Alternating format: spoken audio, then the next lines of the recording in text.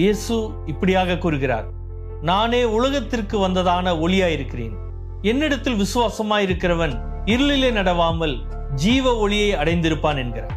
அப்படி என்றால் உங்களுடைய வாழ்க்கையிலும் என்னுடைய வாழ்க்கையிலும் ஒரு இருளானது காணப்படுகிறது. அது பாவ இருளாக இருக்கிறது. அந்த பாவ இருளுக்கான ஒரு விமோசனமாக, அந்த பாவ இருளுக்கான ஒரு சரியான ஒரு வழியாக இயேசு கிறிஸ்துவானவர் அவர் நானே ஒளியாக இருக்கிறேன் என்று அவர் சொல்கிறார்.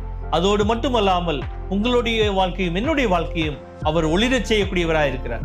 அது நிமித்தமாகவே அவர் இப்படியாக சொல்கிறார், என்னிடத்தில் விசுவாசமாய் இருக்கிறவன் அவர் இருளிலே நடவாமல் ஒளியை ஜீவ ஒளியை அடைந்திருப்பான். அப்படி என்றால் ஒரு அழிவில்லாத நித்தியமான ஒரு ஒளியுள்ள வாழ்க்கையை வாழும்படியாக இயேசு கிறிஸ்துவானவர் உங்களுடைய வாழ்க்கையும் என்னுடைய வாழ்க்கையும் அவர் ஆசீர்வதித்திருக்கிறார். அப்படிப்பட்டதான ஒரு ஆசீர்வதிக்கப்பட்டதான வாழ்க்கை வாழ்வதற்கு தேவன் தாமே உங்களை இன்னும் அதிகமாக வழிநடத்துவாராக. ஆமீன்.